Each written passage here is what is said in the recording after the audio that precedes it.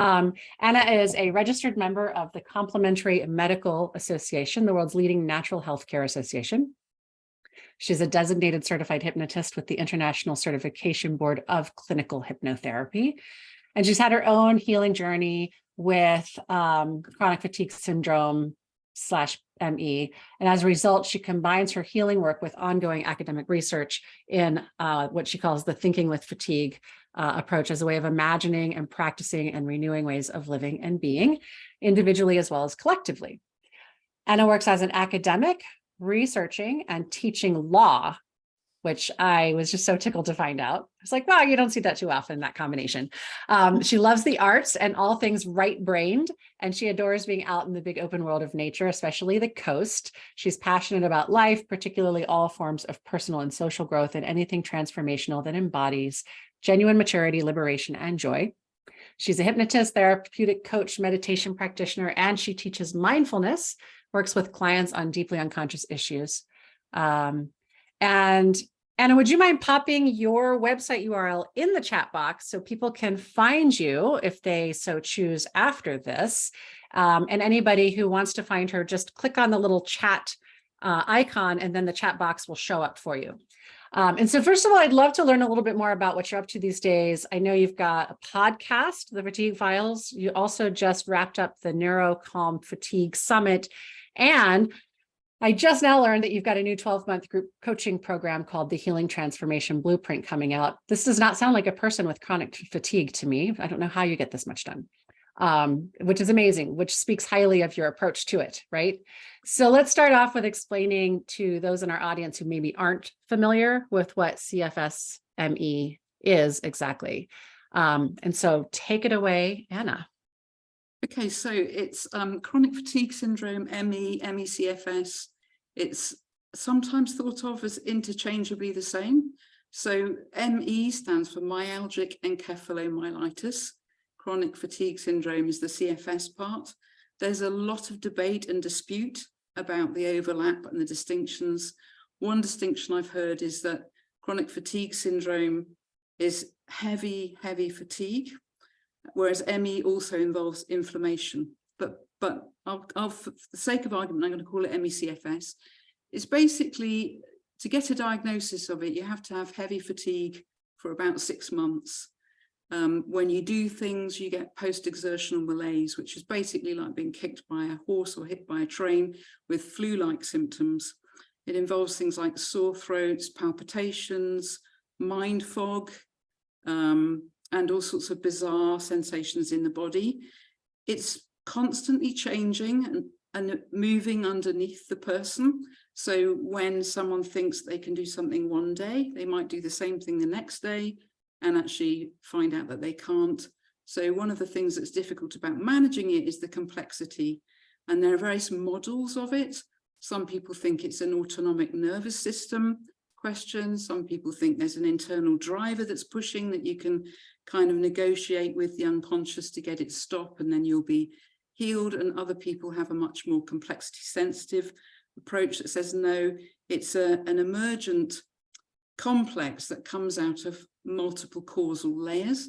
And I myself lean towards that explanation because after 32 years with it and working with clients with it, some of whom who've done the autonomic nervous system work, they've done the brain retraining, but they're still not well because there are other layers that they haven't got down to. Some of which are where I work, very early attachment material, traumas, things like that, that as hypnotists, we're all used to working with deeply unconscious somatic issues. So that's the kind of field where I go. But I also draw on health optimization science, because I think the physiology and the materiality of it really matters, because the body is highly intelligent, the body's highly complex, and it's really important to understand what's going on physiologically as well. So some of what I do is to help clients address that. And you mentioned a couple of times that you yourself have struggled with this diagnosis. Can you share with us a little bit about how that came about and just your journey? You know, what approaches have you used? And then I'm sure that will inform what you're doing with your clients now too. Okay, I'll try and keep it short because it's obviously a long story. 32 years, yes. Yeah, but it'll be freighted through my more recent understanding and my autobiographical understanding, as I've done decades of psychotherapeutic type work and all that. So it'll be freighted through that. But basically, in about 1989, I was very, very stressed. I had lots of stuff coming together. And at that time, I caught a really bad gastric flu virus. A friend caught it at the same time. And after 3 days, he bounced back. After thinking I was dying in the toilet, I didn't bounce back. But I was very much a type A personality, martial artist, brought up in the military, determined to keep going. So I kept going, not completely against what my body was saying, but just because, you know, I didn't feel so ill. I felt dizzy and weird, but I didn't know what was going on. And after a while, my system just completely crashed. I spent more or less 2 years on and off a bed with absolutely crippling levels of debility. Even going to the toilet, I would end up crying and crawling back to the bed, unable to walk. I couldn't cope with light. I couldn't cope with sound. I couldn't deal with more than 20 minutes of gentle conversation. I was an absolute mess. I now look back on it at the time and realize there was more going on as well, because I was actually also having some very intense spiritual experiences. So I think there might have been an element there of spiritual awakening as well. As kind of, and I think a lot of people I work with are certainly experiencing levels of awakening, and that's something I work on with clients when I think that's actually partly what's going on for them. I then got the diagnosis after 2 years. I was told initially it could be MS, it could be a brain tumor, it could be AIDS, and they had to rule out all of those things. And then eventually saw a specialist who said, look, I'm pretty sure it's ME. Now, at the time, that was yuppie flu, malingerers. There were children being put into swimming pools and forced to swim to show that it was psychosomatic, and it was just awful. I sort of struggled out of that by drastically changing my life circumstances, and then stumbled along for another few years, got a sort of incomplete recovery, had another massive relapse in about 2004, which put me to bed for another year, managed to shift it round. And then there was a 10-year period when I just didn't really identify as having it anymore. I knew I had to be careful about certain things, but I just did not identify as having it anymore. I felt like I was completely clear. And then in about 2016, in my role as a law professor, head of law at Cardiff University, long story short, institutional, am I allowed to say a rude word? Yes. That absolutely crushed my health. And I lasted 5 months in that role with 5 viral infections before my body collapsed, and my doctor just said, look, you're going to have to accept the label again, which wasn't something I was keen on because I didn't want to identify, and I still don't identify with it, but the label is strategically useful, and so it proved. And then I went on a very serious journey of getting deep into health optimization science, really pushing my knowledge, dealing with all the physiological layers, so circadian hygiene, organic diet, filtered water, detoxification in infrared saunas, use of infrared light exposure, a whole bunch of things. And of course, the ongoing inner work, which had never really stopped. And I've got to say, learning hypnosis was a massive needle mover for me because, well, you all know what an energetic, beautiful, powerful world we inhabit. And it was an invitation into a different level of self-awareness. So here I am now combining my understanding with my experience and my training to try and help others who have the same battles or similar battles with the same kind of issue. Beautiful. That's fantastic. And of course, that segues right into the next question. And also to everybody out there, if you have questions for Anna, please just pop them into the chat box or into the Facebook post, and I will address them here towards the end. But the segue, how do you approach this with your clients? You kind of touched upon if you feel like it might be a spiritual thing or they give you some indication that you do that. Do you have a process that you work with, or is it more intuitive? Like what is your How do you personally work with your clients with It's this? more intuitive in the main. Mhm. So I offer a 60-day one-on-one coaching experience with, they've got daily access if they want it on Voxer. And then there are therapeutic sessions through the 60 days. The reason I do that is because a lot of people with ME/CFS are very lonely, deeply misunderstood, especially by those near and dear to them. And that's not surprising in the sense that it's very difficult for people to empathize for a long time with when an illness goes on, especially a complex illness that shifts around. And so people end up very isolated, socially isolated, emotionally isolated. Even if they're living with others, they can be very emotionally, psychologically isolated in the condition.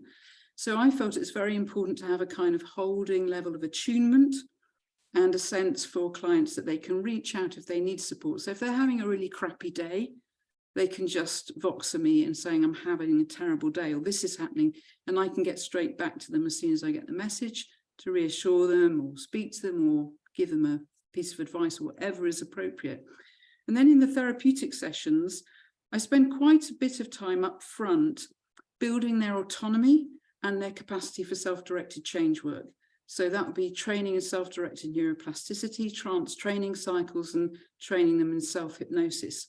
Because I find that when they've got those tools, and bear in mind, these are very sophisticated clients. They've done a lot of work on brain retraining, autonomic nervous system work. They understand the condition really well in the main.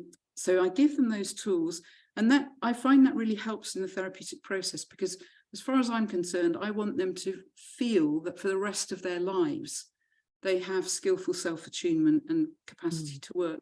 And then I work more on the mapping of issues. And that's really not very structured. That is very much what the client presents with. Personalized. Mirroring back language, asking questions, attuning to their somatic field. And sometimes it's pure intuition. Sometimes I do get like, I don't know how to put it really, but sensing something, and I'll ask a question that opens something wide open. But mostly it's just doing what we all do, which is really reading what the client is bringing.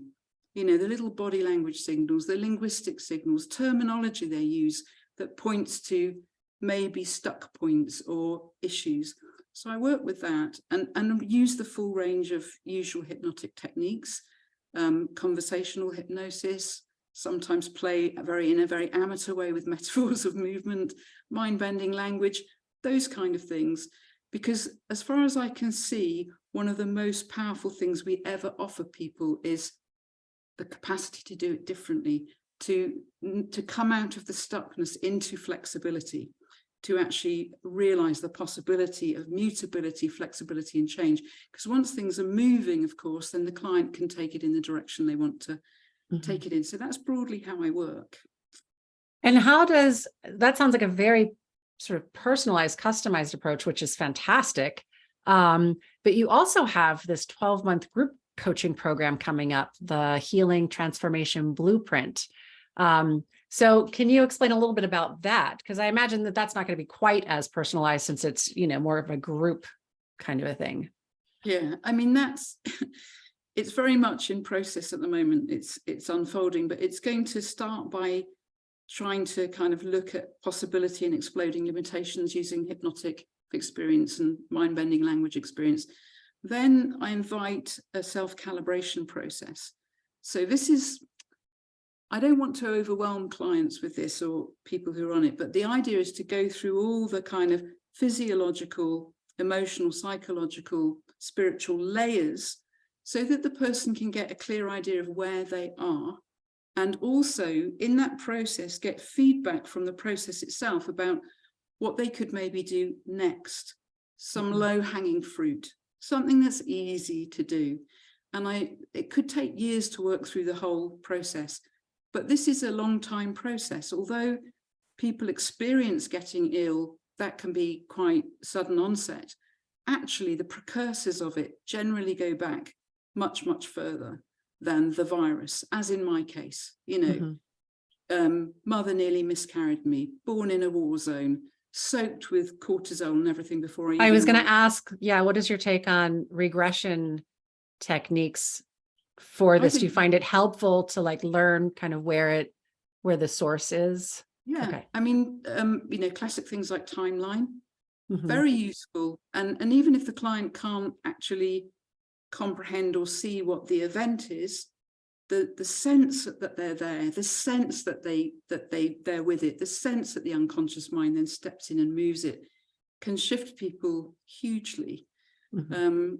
So yeah, regression's fine, but history is important, especially the early pre-verbal, precognitive history is really important, because a lot of the way the autonomic nervous system and the framing of the world gets set up is in those very early stages, and they're very often the things that the clients haven't accessed through the brain training. They haven't accessed it through the autonomic nervous system resetting, rewiring type approaches, because they haven't been able to dig down into that material.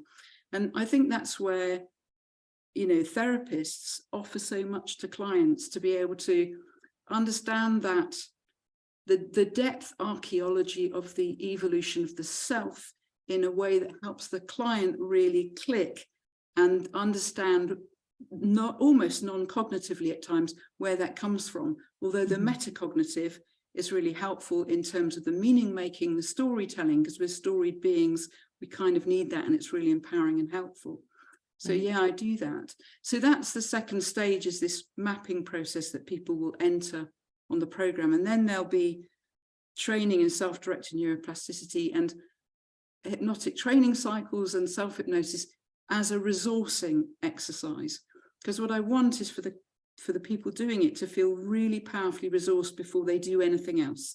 So they know that they've got the safe space, they know how to handle, they know how to expand, so that when stuff comes up, they're the space in which it emerges, and they're not being pulled down by it, they're not being overwhelmed by it. So then I'll go into somatic sensing work, it'll look at pendulation, titration, classic things for managing some more traumatic states.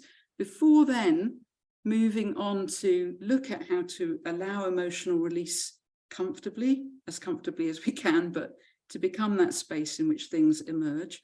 And there'll be somatic mindfulness practices, meditation practices, and then it moves towards the intuitive. So then the idea is to help people understand how to open to their intuition before moving into meditations designed to elicit experience of awakened states of consciousness.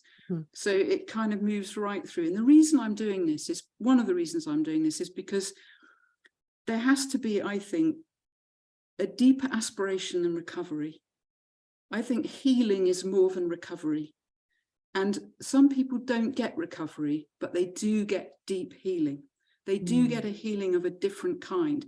And at this point in the 21st century, we all know that there's a massive wave of awakening taking place. We also know that social and structural and planetary conditions generate a lot of fatigue on ecosystems as well as human bodies. And so that this is a pivotal moment, I think, in human history and in human development for people who, even people who are bedbound, can be part of something much larger than themselves in the healing process, without being glib, without romanticizing it. But there is a space for that gritty kind of work in connection with others, even when you're locked in a bed. And, I know how miserable and hard that can be. But my conviction is that the aspiration to healing is more transformative than the aspiration to recovery alone. And having that sense of connection and community cannot be overstated. Like, that is such a huge part of healing, I think. Just knowing that there's somebody out there holding a safe space for your healing without judgment, And speaking of like environmental things, 5 years ago, I had no idea what the Schumann resonance was, or that solar flares could affect, the human physiology or anything. But I am one of those people that's sensitive to it, and I didn't know. So I was pathologizing it. I was like, on those days when I was just feeling really out of sorts and tired and foggy brained. And, I've never been diagnosed with CFS, but I'll have like those periods, especially after COVID. And I was pathologizing it and taking it very personally, like, oh, what is wrong with me? Why is this happening? That, and when I learned about those environmental things and how they can affect human physiology, I started tracking it. I was like, well, lo and behold, the same days that the Schumann resonance is off the charts, and the same days that solar flares are off the charts are the same days that I'm having these experiences. And so that was just really comforting to me to know that, there's other things that are affecting our physiology, and we don't need to pathologize them. So on that note, what are some of the, I guess, things that you've uncovered that have been a contributing factor to people having this disorder? Okay, I think of it as something adaptive, because the body is trying to communicate in the process of illness always. Right. Symptoms are messengers, it's intelligent communication. Again, I don't want to romanticize it. It's a really hard condition. So by saying that, I'm not downplaying the seriousness of the experience of the symptoms. Roots in vary. I mean, a common one is a gastroenteric virus, which is how mine started. And lots of people have viruses that start the condition.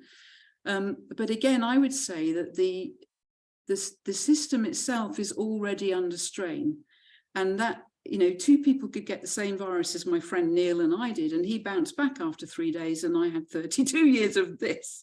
Right. So it lands differently in different bodies. Right.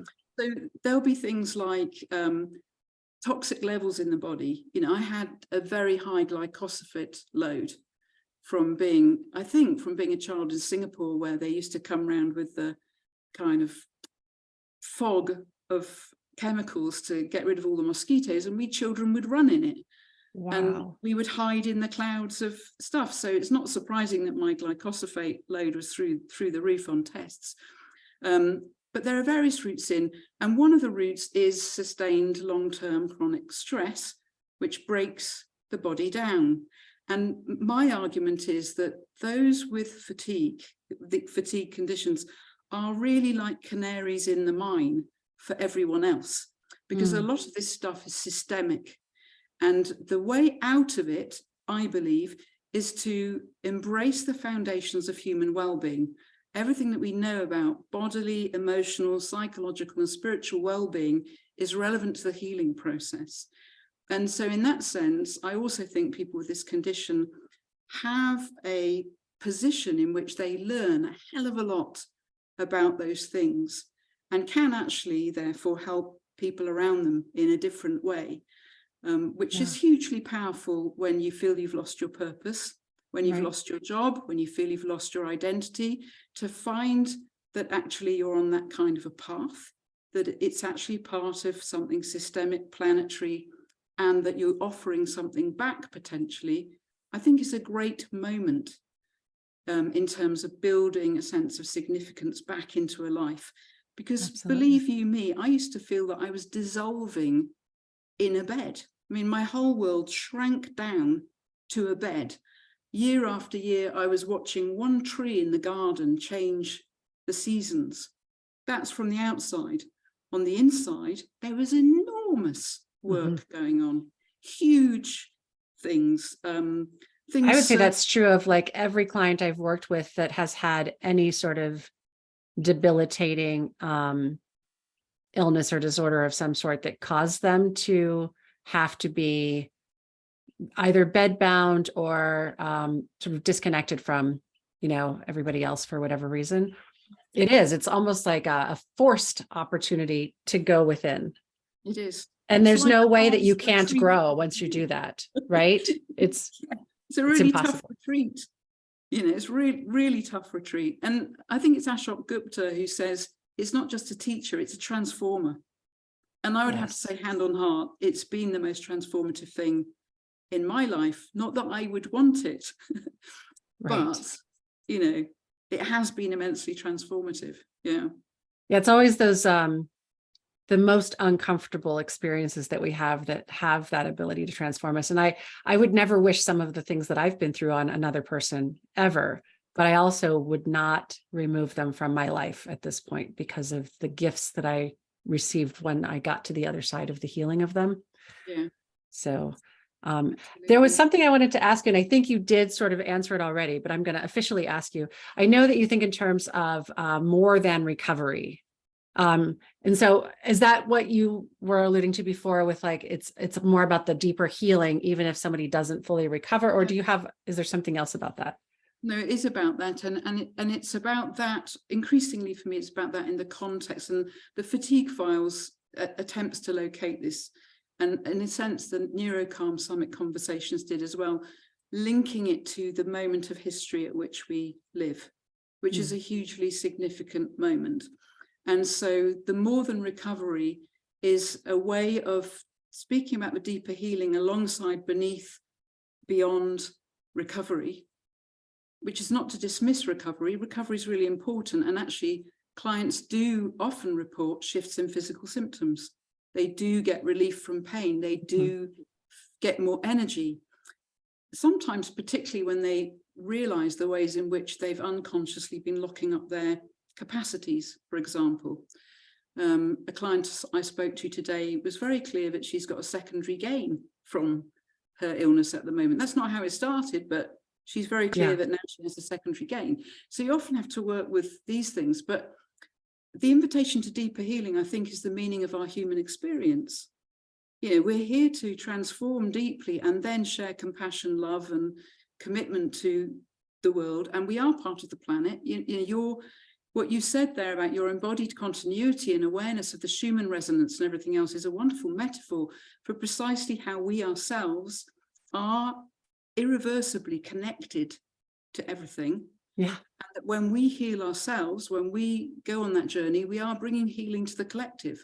And so understanding that for individuals who are alone, isolated, struggling, when they can really get that, when they can really feel that for themselves, it transforms the whole experience with a different level of meaning. And that's why I talk about more than mere recovery, because there's loads of programs out there about, this is how you get your health back. This is how you get your fitness back. I'm interested in going deeper than that. But that's just me. I mean, that's the path I've been on. And therefore, it's the thing I feel I can speak about with some authenticity. Right. I'm not knocking the other things, but for me, they all can work together. It's a journey. Yeah. Different facets. And you found your calling. This is your calling. On that note, tell us a little bit about the fatigue files. Where can we find that? What is it? Okay, it's a podcast, and it's on most of the major podcast providers now. And it's just conversations with experts in fatigue. So it might be a doctor talking about paleo-ketogenic diet and its implications for fighting inflammation, or it might be a somatic therapist talking about awakening to the body, or it might be someone talking about grieving the former self, because a lot of people of this condition grieve a loss of their sense of the former self. And it just explores it from different angles and dimensions, and also reflects on spiritual dimensions and the kind of 21st century juxtaposition between all this planetary crisis, levels of stress, toxic social structures that exhaust people, because fatigue isn't evenly shared. There are certain communities that are infinitely more fatigued than others, that have infinitely fewer resources to access healthcare, and so on.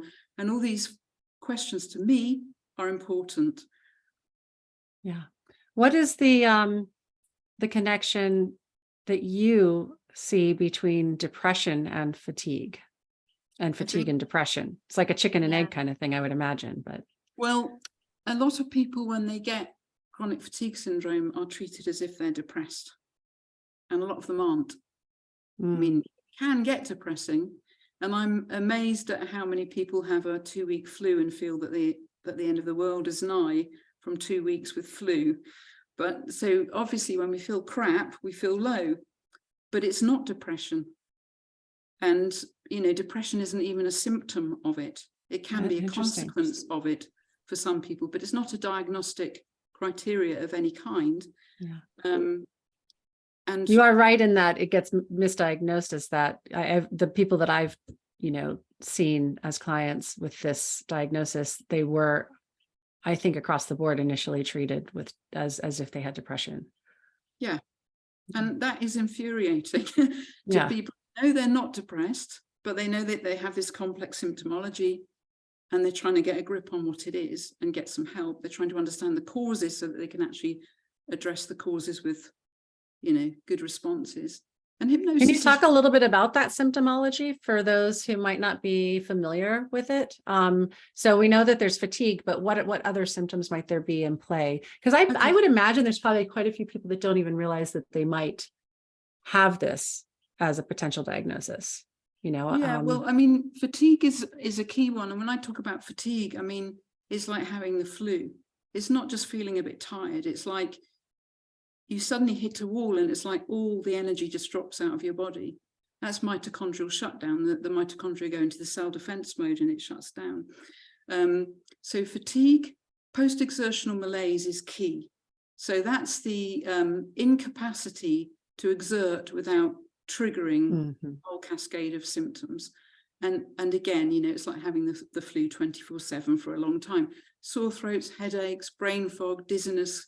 Sometimes people get a bit confused with the brain fog. There can be very uncomfortable sensations in the muscles. You can feel all sorts of weird sensations in the body. I used to have something called scrapey. I used to call it scrapey. It was a sort of sensation all over my body that was so uncomfortable I would just want to cry. But I did a little deal with my unconscious mind and said, hey, dude, if you think I'm going to overdo it, can you send me a traffic light rather than the symptoms? And lo and behold, I get the traffic light, not the symptoms. Beautiful. So, so that's the symptomology. And it's a diagnosis of kind of elimination. You have to eliminate other possibilities before you reach a diagnosis of ME/CFS. Yeah, thank you. So we do have a couple of questions. Let's see, Eva wants to know, and I kind of asked you this before, and I don't know if there is one single thing, but she said, what do you think is the deepest root of it? And I imagine it's different for each person. Do you have a response to that? Yeah, I mean, quite a lot of people feel that the deepest root is autonomic nervous system dysfunction or hyperarousal. That's an explanation that a lot of people pursue. I think that's key for everyone. I certainly think you can't recover or heal unless your body's in a healing state. So, and that's a go-to. But there are something like 30 different causes. And if you listen to a guy called Dr. Evan Hirsch, who is known as the Energy MD and runs something called Fix Your Fatigue, he itemizes at least 30 separate causes that you need to go through. So it is multi-layered. So I could be the Dalai Lama, but if I've got very high glycosylate load in my body's going to know that. And I'm going to get the effects of a very high glycosylate load. So I think it really is important to take each layer seriously on its own terms, even though there are pivotal tipping points like autonomic nervous system function. But I think the danger of saying there's one key and one cure is that people who don't get the results then end up feeling like they're failures or there's something wrong with them, and they start pathologizing themselves in a way that's really unhelpful and unresourceful. Yeah. I saw a documentary once on CFS-ME where there was somebody that had a nutritional deficiency and was talking about it. And so all of these other people that have been diagnosed were like, oh, well, that must be what it is. And so they started doing like what she did that helped her, and it didn't help them. And, it's so very individual. Another question. How much do you think links to extreme anxiety, and how much is related to chemical imbalances? Oh, that's a tricky one. Yeah. Chemical imbalances in the body, or chemical imbalances in the body. Okay. I know many people with ME/CFS who have no anxiety. They don't have an extreme anxiety issue. They might have a hyper-aroused central nervous, an autonomic nervous system, but they don't live in an anxious state. They're not anxiety doing, they're not looping, they're not, they're not predicting what's going to happen negatively necessarily. But their system might be set at a certain level where if something happens, it hyperreacts. Mm. So that said, some people with ME/CFS do have anxiety, and obviously our normal anti-anxiety toolkits and everything else will work on that anxiety. It's possible to be completely calm and have ME/CFS. So in terms of chemical imbalances in the body's so complex and it's so emergent that there are bound to be imbalances all the time. We're always moving, like we're a moving target. The microbiome can change in 3 days. I mean, we are complex, emergent assemblages of highly intelligent systems of intelligences. And it's constantly, organically in communication with itself, with the world, sensing and everything else. So yeah, there are bound to be chemical imbalances. Functional tests can really help you understand exactly what's going on. But the responses to it, while you can hit certain things, have to be organic. And it is I think of it as a kind of dance. It's a kind of interactivity between what the body is saying, what the science is saying, what experience shows you from your own sense, what others are telling you, and mapping. And it's almost like reading Braille. You braille your way through it. You have to be quite tentacular in the way that you deal with it. And while you get really good tipping points, sometimes a hypnotic session will push someone over into a really beneficial cycle. I would never be glib about that because it's just too multi-layered to be glib. Mm-hmm. Yeah. And I think with 8 billion people on the planet, it's very rare that we find one single common cause of any particular ailment, disorder, issue, disease. Not that we're not always looking, but Yeah, and there are patterns. There are certain things we know. Like we know that if we don't get good quality, clean sleep that allows our circadian patterns to run properly so that we get autophagy and all the things that we need in the body to be healthy, we know that over time we can degrade our health. We know that over time we might degrade our brain function through inadequate sleep. You know, that's. Then there are those people who hear us say that or read an article that says that, and that causes them to no longer be able to sleep because they've convinced themselves that they're going to die if they don't get enough. And they're so anxious that now they don't get enough. No, I've actually had clients like that. They're like, I read an article 10 years ago about not getting enough sleep and the negative effects, and now I can't sleep ever since they read the article.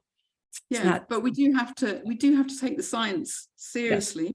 The fact that some people take it on as a hypnotic suggestion is, down to the client, and I guess we can liberate them from that hypnotic suggestion. And it does show that they're that easily suggestible, right? So then hypnosis would work fantastic for them, I would imagine. Yeah. So I would like to ask you a little bit about the Neurocom Fatigue Summit, because this is the way that I met you was through that, because you had done an interview with me for the Neurocom Fatigue Summit. And for those who would like to be introduced to it, that's also available. You can find it through your website, correct? Yeah. Okay. And I'm going to go ahead and copy and paste your website again, just in case anybody missed it, because the chat box only shows what was there before people came. But anyway, go ahead. Please tell us a little bit more about that. It was just about 20 conversations with different experts in fatigue, and they don't necessarily agree with each other. They're not speaking directly to each other in the summit, but the tensions are energizing. It's really interesting to hear disagreements and different positions.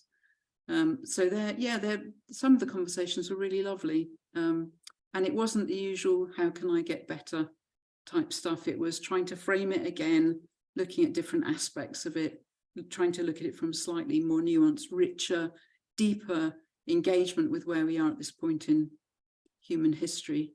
Mm-hmm. And some of the interviews definitely addressed some more spiritual patterns as well.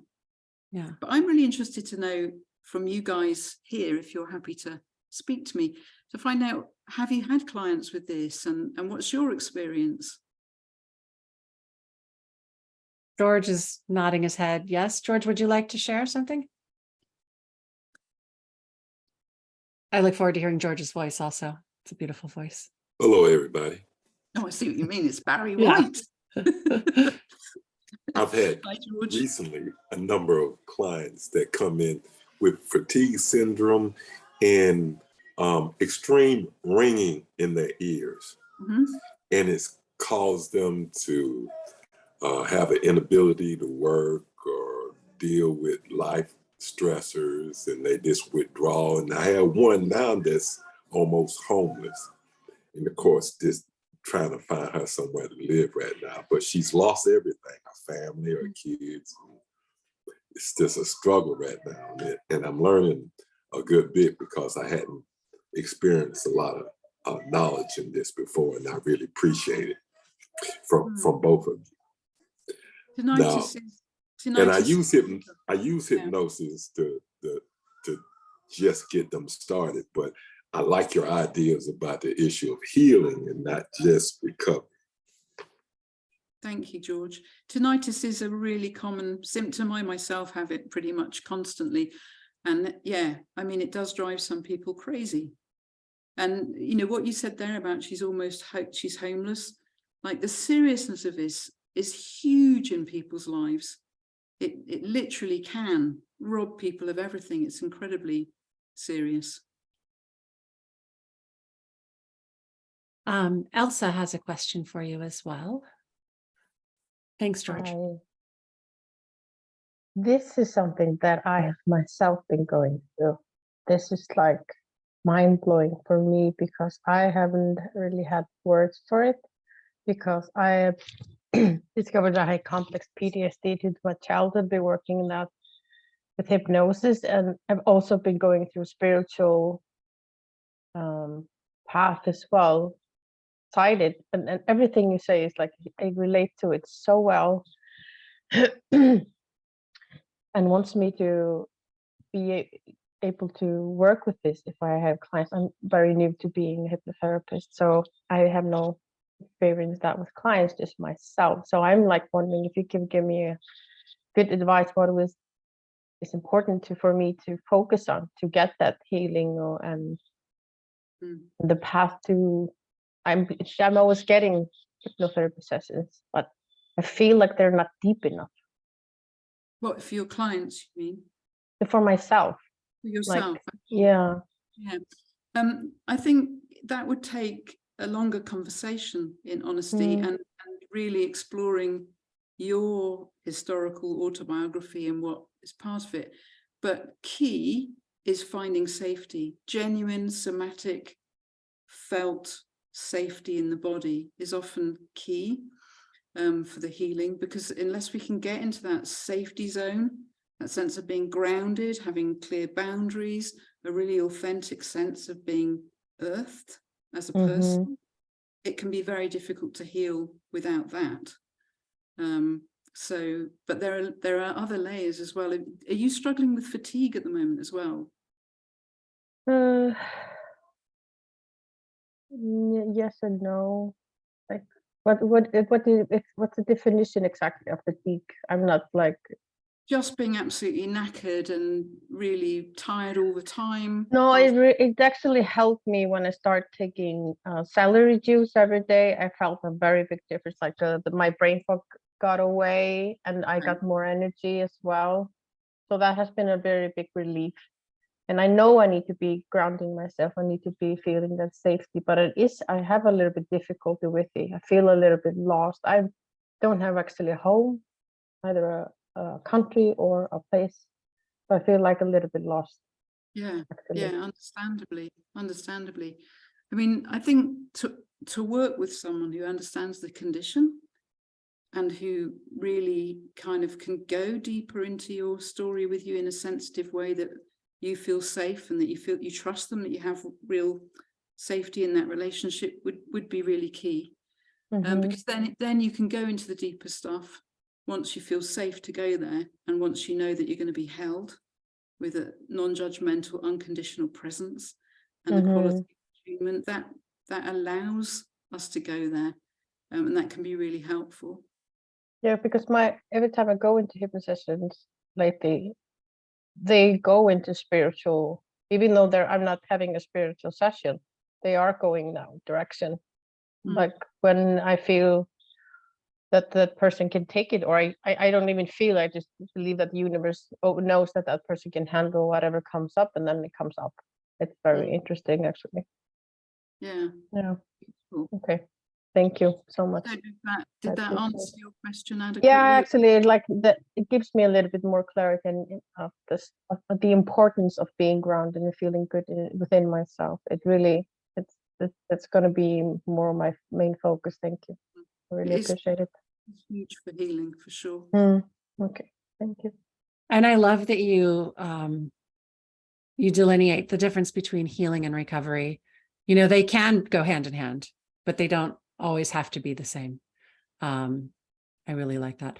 So, you ready for my very favorite question, Anna?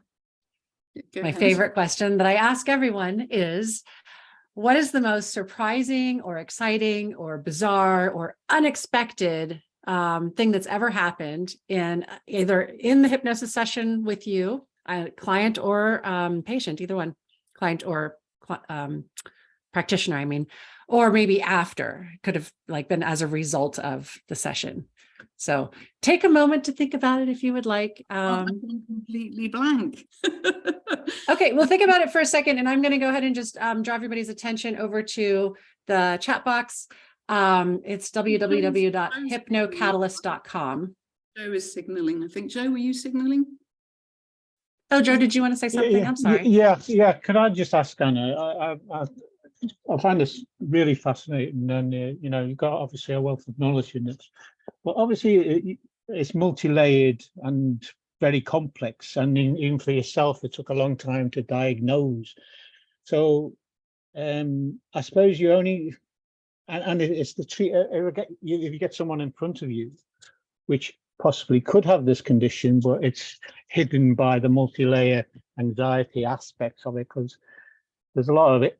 To me, there can be a lot of links to anxiety. Extreme anxiety can be debilitating, as you know.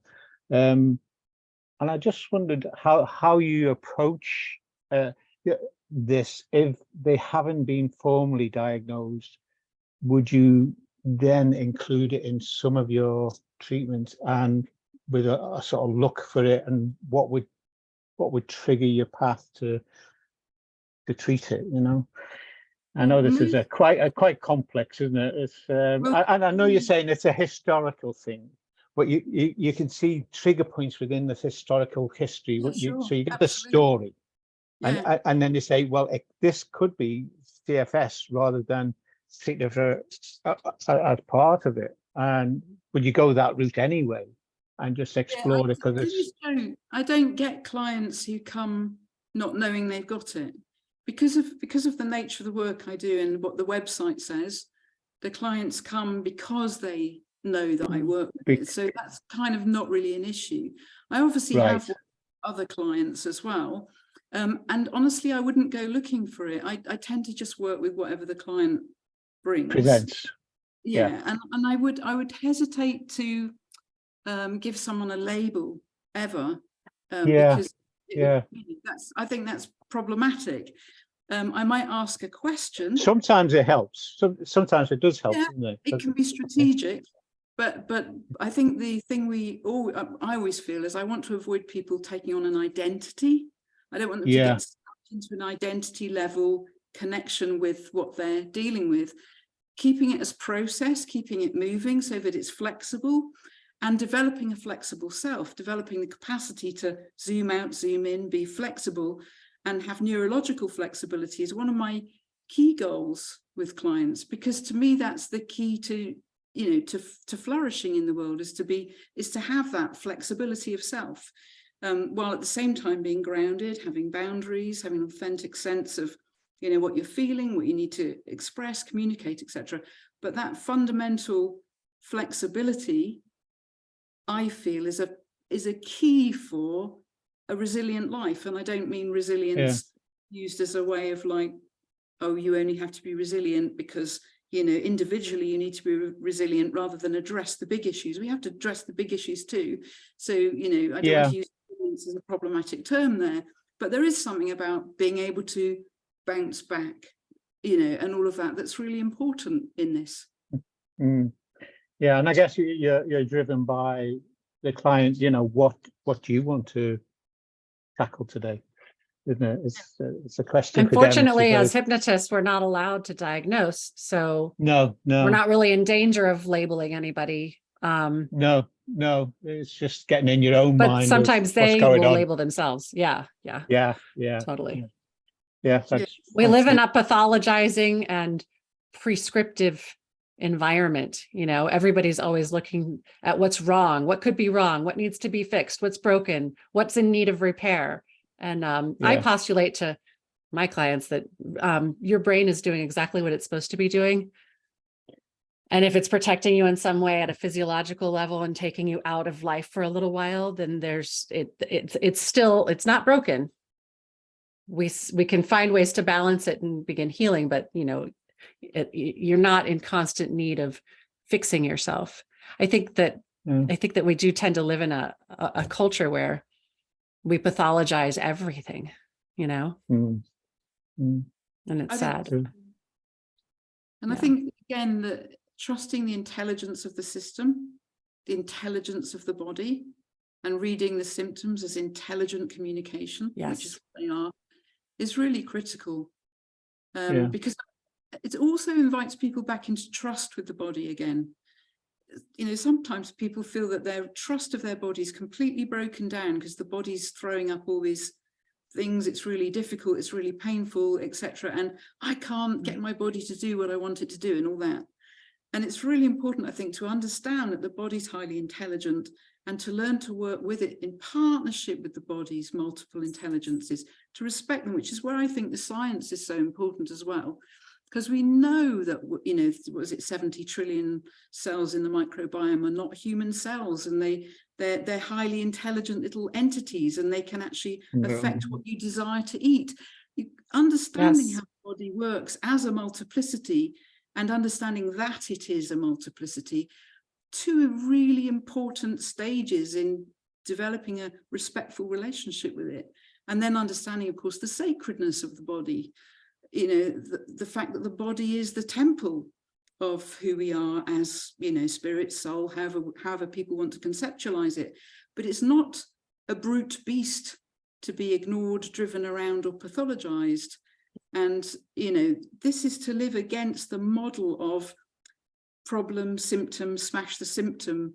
Yes. This is actually engaging in a much more complex, open, emergent, intelligent conversation with bodies, with environments, with ecosystems, with the planet itself. And that's the shift we critically need to make. Which I think a lot of it starts with asking instead of telling. We are in such a habit of telling our bodies what we want, what we demand, what it has to do. And if it's not doing that, then we fight against it. We're battling it. I think, when I have clients that are in, different types of chronic issues, and I get them into a state of trance, and I say, let's just go in and ask your body, ask the intelligence, that innate intelligence within your body, the consciousness within the cells.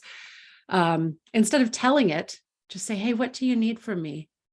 Because the body is essentially always trying to get back to some sort of health. Every cut you have does in fact heal. Every bruise does in fact fade.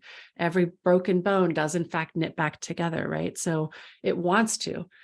So asking it, I've had remarkable results from, not specifically with this, but like with chronic issues where we just ask, or they ask, not me, they ask their own body, what do you need from me to come back into a state of balance and health? And a lot of times I would say maybe close to 100% of the time, they never thought to ask their body. They've just been telling their body their whole lives what they expect of it. Yeah. That's great. Thanks, Chris. Yeah. Sorry, I didn't mean to just take over, but it's like you're speaking my no, language really there. Yeah, I was like, that's what I'm all about. Yes. It is fascinating. It is fascinating. Eva asks one more question. Do you see any difference in your clients with believing in higher consciousness? And Eva, as far as how can we ask and tell our bodies what to do? The asking is, I think we tell our bodies all the time. The asking is the part that just in a state of meditation, quiet, solitude, and being open and receptive. That's my answer to it anyway, just listening, waiting for that information. But Anna, same question to you. Do you see any difference? I think I would say the same thing in different language. To me, it's about deep self-attunement. It's about really dropping in and attuning to what's there, to what shows up. And that could be one of many things. You know, it could be that inner impulse or that quiet voice, or it could just be a sensation that as you attune to it, sense into it, it opens out, an emotion is beneath it that maybe brings up a memory about something you haven't dealt with for years. And then, you know, you allow it to process through. You sort of, I often advise clients that when painful feelings come up, one of the most wonderful things to do is just to physically relax the shoulders, the chest, the belly, fall back into the wider sense of self and just allow it to come through, because it will. Sometimes it gets white hot on the way to doing it. And if you know that, it's fine. You sit and then it comes through. One of the things that I'm really intrigued by, and I'd love to ask you guys, is the relationship between feeling the feeling to heal and the hypnotic techniques we use and the state shift techniques we use. How do you guys conceptualize the balance there? Because it's an interesting one, isn't it? Because we can state shift people so quickly and easily with our hypnotic techniques, but there is something there about needing to feel, to have empathy, to attune to whatever it is that's coming up. So how do you guys I don't see it as polar opposites. I see them as working together. It's not opposite, but it's a process. And I'm intrigued to know where people put the nuance, how they feel their way through it. Does anybody want to respond to that? Grace, yes. I might, and I'll tell you, Anna, I have a situation that's different, but back and forth in my life these recent 15 or 16 years, and I'm back kind of in having to look at related questions, different questions, but related questions. And yesterday was kind of an odd day as it started out, and I thought, wow, I got into some kind of a really dumpy place, and I felt like I was unable to get out of it. I assumed I was, but rapidly I did. And it's I think a letting go. And I think I would say for my clients, it's a letting go, because sometimes those sensations are so strong and so tight. And it's just that glimmer. There was something that you commented on, you know, just that, finding that opening that you can just finding that opening. And that to me is key. And then the rest makes sense. And we find, you know, what's to do for the person or ourselves in the time, but just finding that little bit of light and breathing. That's beautiful. That's really beautiful. Connected to what you've been talking about. Yes, it is. Thanks, Grace. Yeah. As far as your question goes, so the way that I approach it, since I guess, you know, I'm part of everybody here, right? You said I want to ask everybody. Am I part of everybody? Okay. I think that people who have been very disconnected from their emotions, very dissociated, you definitely need to have that feel it to heal it, right? But I also think that there is the habit of a feeling, the habit of an emotion, the neural pathway that has been gone down so many times that it just becomes like, that's where we're going to go. And that's where I find state shifting really helpful, because sometimes there's a feeling that's knocking at your door and you just keep like not opening it. You're like, no, don't come in. I'm going to do whatever I can. Just, I'm not home. Right. And then there's other times that it's knocking at the door and you keep letting it in, and then it just takes over and destroys your house and throws everything around. And then you're just like, well, shit, you know? So that's how I sort of approach that. You know, it's not like an either or, it's more like a this and. So both. Yeah. Yeah, I would definitely see it as a this and. Yeah, just intrigued to see how people work with it. It's always great. Yeah. It's always great to learn from people's processes. Well, I know that there are some people that they would 100% just always do state shifting. Like, why feel bad? You never have to feel bad. There's no such thing. Don't even worry about it. Just feel good all the time, 100%, all the time. That's all there is. And I'm not one of them. Anyway, so did you happen to come up with anything that maybe like was the most unexpected? I only came up with something that happened the other day with a client who had this. She has this very stiff right arm. She holds it stiff a lot for time, And she happened to mention it when we were working in a session. And so we spoke to the part responsible for the stiffening in the arm. And suddenly she had a memory, and it was a really unexpected memory. And I could see no logical connection between, the memory and the arm. So the memory was being in this, about 14, in this stunning blue, electric blue dress that she'd wanted to be in forever. Like she'd had it in a cupboard. She knew when she was large enough, she'd get to wear it. So she wore this dress, and she was on a wall, jumped off, and the dress ripped. And she said she was absolutely devastated. And that's the memory that came up connected to the arm. So we worked with the memory, did a bit of clearing of the memory and shifting the energy state. And her arm since has been completely fluid. And her hobby that she does using her arm, I assume, is taking off massively because it's not stiff anymore. But I was just so charmed by the unexpected nature of the electric blue dress jumping off the wall. It seems like such a little thing, and yet it had such a massive impact on her, and conditioned, that the arm was holding on to that in some way. It was carrying the energy of that shock, that grief, that sense of devastation, because of course it was freighted with all those years of expectation. It was highly symbolic.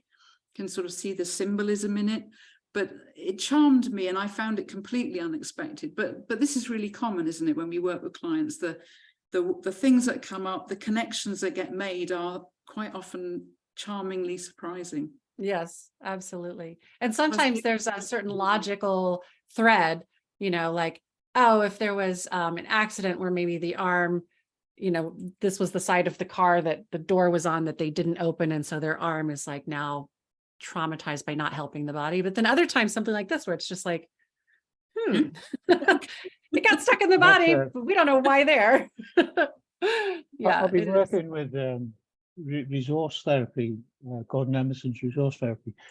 Oops, and he identified a specific thing and asked for the image, a lot like what you were saying there, Anna.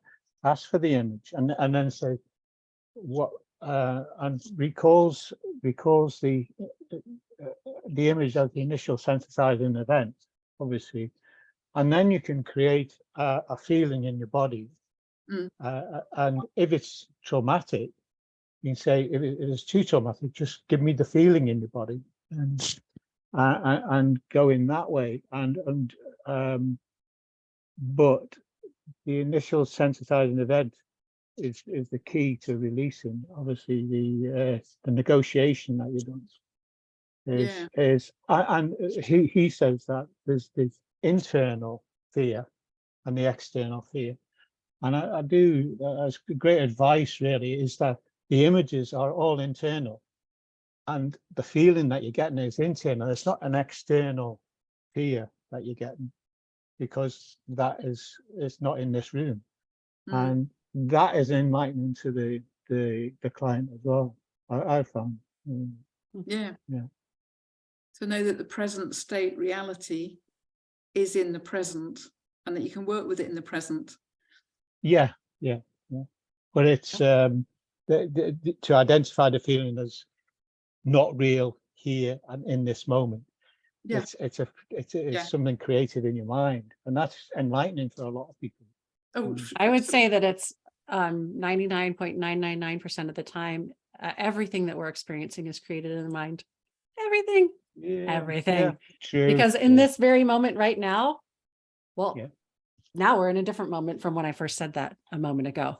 So we're always either like in the past or in the future. We're never really 100% totally here, because right here, that's right true, now is constantly like, moving. And every time we access something from the past, we're accessing it through new eyes, because we've learned something since the last time we accessed it, right? Yeah, so true. That I know we have to go here in a minute, but there was an experiment done where just testing what happens in the brain when you have an image flipped 100, like upside down. And within 4 hours, every single person who had the image, like their whole world from wearing these certain glasses where it flips the image, their brain had, the neuroplasticity of their brain had turned it right side up again. when they took the glasses off, everything went upside down again. And within 4 hours, it all went right back again.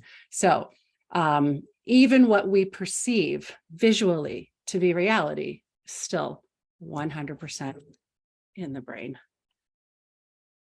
On that note, without getting too woo, thank you so much, Anna. It was a pleasure having you. Yes, her website is the www.hypnocatalyst.com if you want to learn any more about her podcast, her NeuralCom Summit, or the 12-month coaching program, or maybe refer some of your clients onto her if you have some people that are going through this and you're like, you know what, I think they might really benefit from her expertise. I love doing that with colleagues. And then I will go ahead and put my little $2 notes of appreciation donation thing there again. For those of you who enjoy these, feel free to donate. Thank you so much. And yeah, everybody have a wonderful next 2 weeks. I'll see you when it's the mastermind squad in 2 weeks. All right. Lovely to meet you all. Thank you for listening so patiently. Oh, you're great. Thank you so much, Anna. You're very Thank you so entertaining and much. engaging. Yeah. Yeah. All right. Thank you so Thank much. you. All right. Bye, everyone. Bye.